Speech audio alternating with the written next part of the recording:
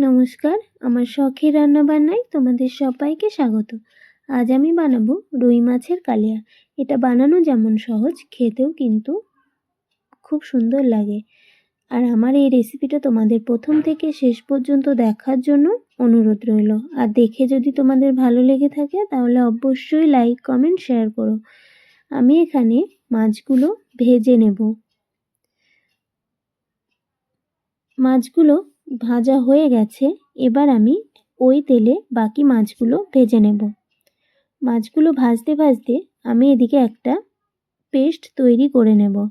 এখানে আমি 1 চামচ জিরে, 1 চামচ মগজ, কয়েকটা কাজু আর কিশমিশ আর 1 চামচ পোস্ত আর একটা পেঁয়াজ কুচিয়ে নিয়েছি, কাঁচা লঙ্কা, রসুন আর হাফ ইঞ্চি আদা দিয়ে এটাকে আমি পেস্ট করে নেব। এদিকে মাছগুলো ভাজা হয়ে গেছে, এবার আমি ওই তেলের মধ্যে হাফ টিস্পুন জিরে, একটা শুকনো লঙ্কা, গোটা গরম মশলা আর একটা তেজপাতা দিয়ে ফোড়ন দিয়েছি। ফোড়ন থেকে একটু মিষ্টি সুগন্ধ বেরোলেই আমি যে পেস্টটা করে রেখেছিলাম সেটা দিয়ে দিলাম। তারপরে আমি 1 চামচ ধনে গুঁড়ো, 1 চামচ হলুদ গুঁড়ো, স্বাদ মতো নুন, 1 চামচ লঙ্কার গুঁড়ো দিয়ে এটাকে আমি সামান্য একটু জল দিয়ে ভালো করে কষিয়ে নেব। মিনিট 2-3 কষার পরে আমি একটা টমেটো পেস্ট করে রেখেছিলাম সেটা দিয়ে দিলাম। এবার আমি আরও 2-3 মিনিট মতো হালকা আঁচে কষিয়ে নেব।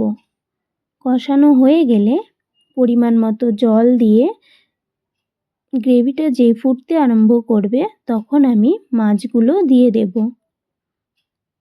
মাছগুলো দেওয়ার পরে 5 মিনিট মতো ফুটিয়ে ঢাকা দিয়ে ফুটিয়ে নেব।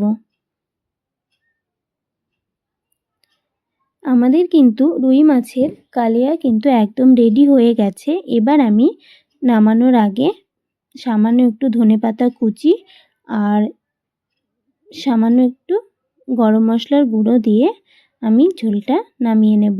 এখানে কিন্তু তোমরা নুনের স্বাদটা দেখে নেবে। তো আমার এই রেসিপিটা কেমন লাগলো অবশ্যই কিন্তু বন্ধুরা জানিও। আর দেখে ভালো লাগলে অবশ্যই লাইক, কমেন্ট, শেয়ার করো। ধন্যবাদ।